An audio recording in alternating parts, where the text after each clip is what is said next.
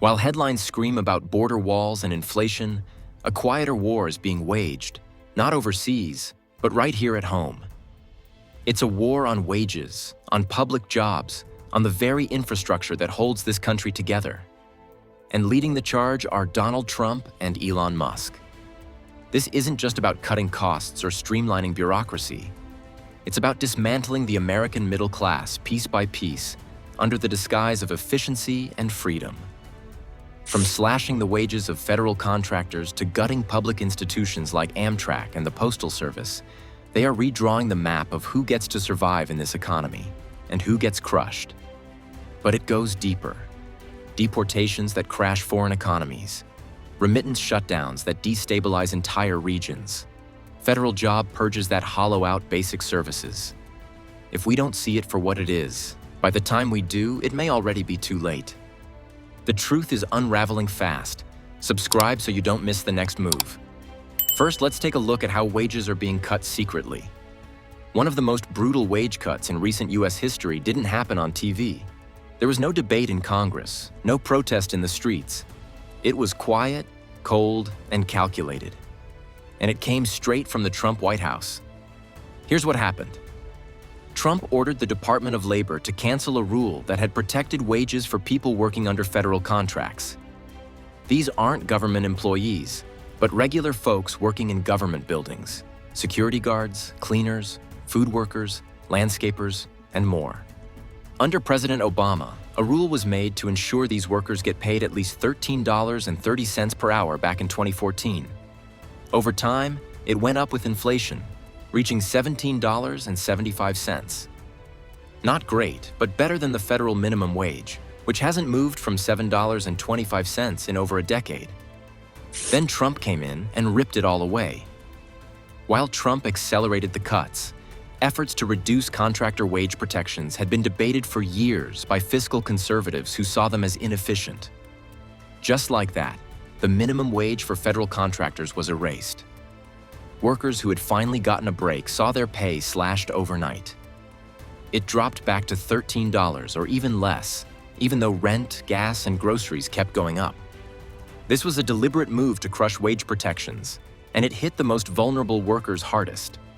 So, why did Trump do this? The reform wasn't just about saving a few dollars. Let's be honest, it wasn't about saving money at all.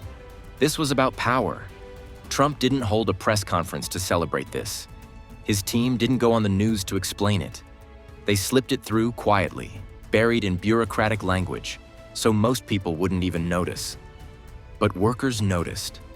They felt it in their paychecks and in their stomachs. This was a message. If you clean federal buildings or guard government doors, you don't count. You're replaceable. You're lucky to have a job at all. Meanwhile, everything else kept getting more expensive. Gas prices went up, rent soared, groceries hit record highs, and these workers were left to fend for themselves one. And here's the scary part. This may just be the start. While Trump was slashing wages, Elon Musk, yes, the Tesla and SpaceX guy, had his own plan: privatize two of America's most vital public services, Amtrak and the US Postal Service. His argument was that they're losing money. But here's what Musk leaves out.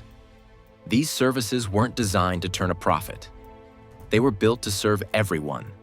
Whether you live in a city or a remote town, you get your mail, you ride the train. You aren't charged $100 just because you're off the grid. Amtrak and USPS depend on government support because they're public services, not businesses. And yes, they lose money because they're supposed to. Amtrak gets about $1.5 to $2.4 billion from the federal government each year. Train travel in the US isn't profitable due to long distances, aging infrastructure, and limited ridership in rural areas. Still, Amtrak runs those routes because public need outweighs private gain. In fact, in 2024, Amtrak even reported a rare $2.5 billion profit, most of which was reinvested into routes no private company would touch. The Postal Service operates differently.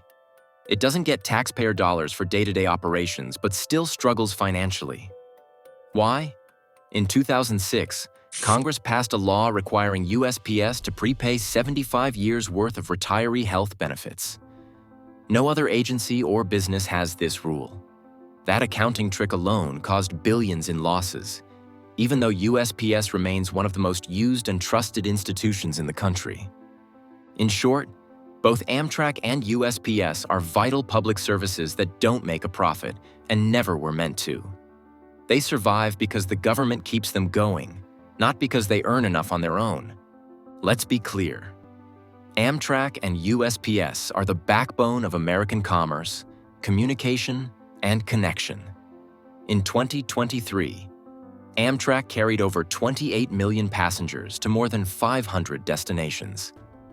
Its Northeast Corridor, linking cities like Washington, D.C., Philadelphia, New York, and Boston, is one of the busiest rail corridors in the world. Despite operating at a loss, Amtrak generates around billions in annual revenue. USPS, meanwhile, served over 160 million addresses, delivering more than 120 billion pieces of mail and packages, including everything from life-saving medications to Social Security checks.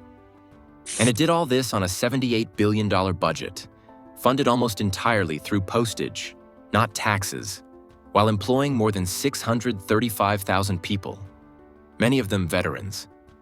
Eliminating or privatizing these institutions wouldn't make them more efficient. It would gut the very arteries of America's economy, leaving rural towns stranded and millions cut off from essential services. If Musk had his way, it would happen fast. Prices would spike. Rural mail could vanish.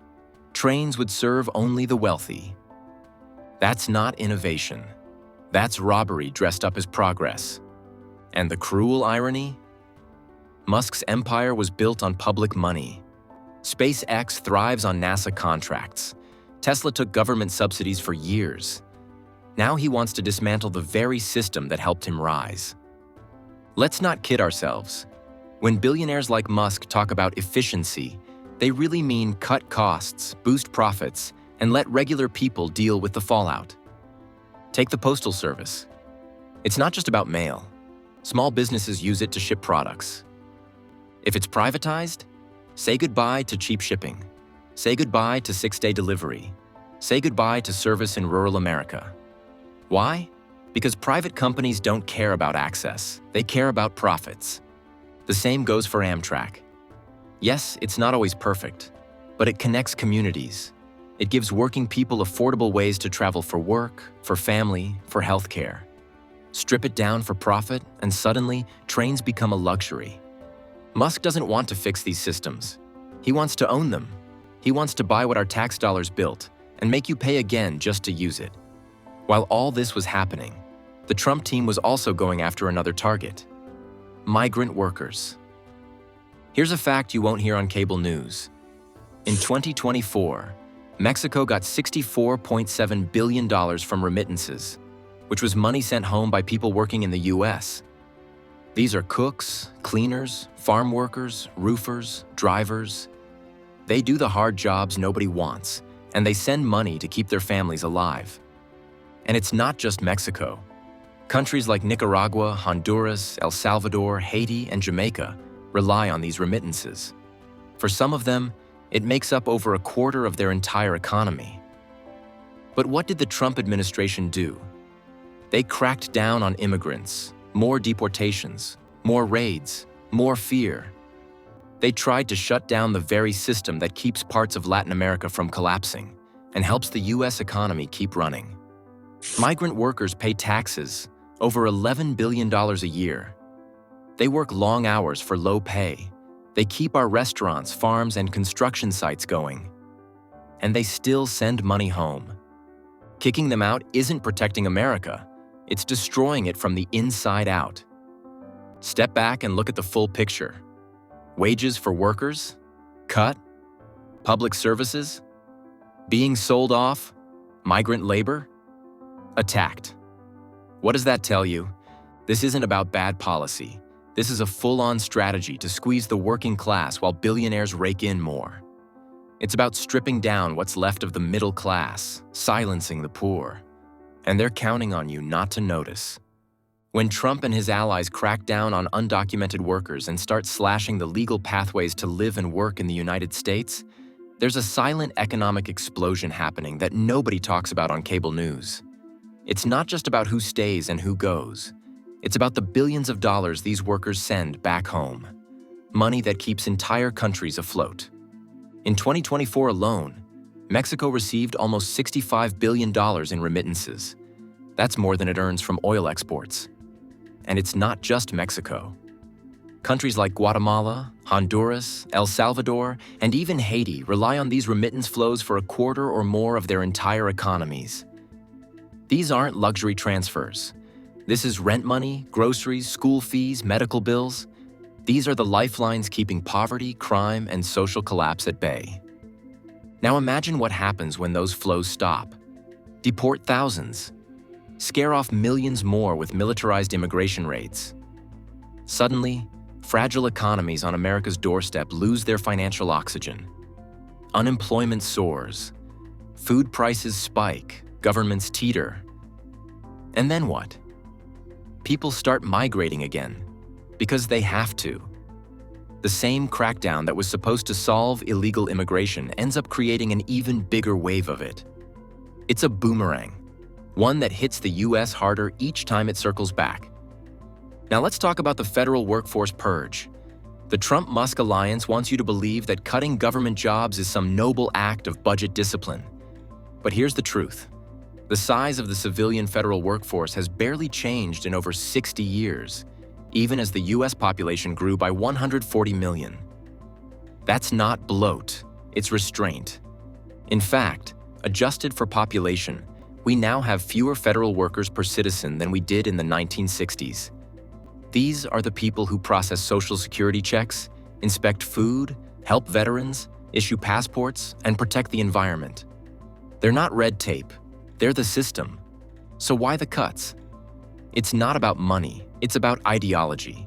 Shrink the government, let private firms take over, and profit from what taxpayers built. Make public services fail on purpose, then sell them off. That's the playbook. Let's pull the curtain back further. The push to run government like a business isn't rooted in data. It's rooted in belief. The myth that the private sector is always better. But when services are privatized, costs often rise. Look at private prisons, for-profit hospitals, charter schools. These companies cut services, slash wages, and raise prices, usually all three. But Trump and Musk have turned this myth into policy. And it's already happening. Earlier this year, the federal government began massive workforce cuts under the so-called Department of Government Efficiency, DOGE. By May, about 260,000 employees were gone. Laid off, bought out, or pushed into early retirement. That's a 12% drop in the civilian federal workforce. The General Services Administration, GSA, alone lost half its staff, including 90 technologists. These cuts threaten vital services, tax processing, Social Security, and more. Even the Federal Reserve, normally independent and self-funded, announced 300 job cuts in IT, its first downsizing since 2010. If Trump and Musk get their way, it won't end with job cuts or slashed wages. It'll mean the complete dismantling of public services, sold off, stripped down, and turned into profit machines. So the real question is, how much more are we willing to lose before we push back? The good news? There's still time. With public pressure, informed votes, and grassroots action, we can still protect what's left. The fight for America's middle class isn't over. It's only just begun. Hit subscribe so you don't miss what happens next, because this story is far from finished.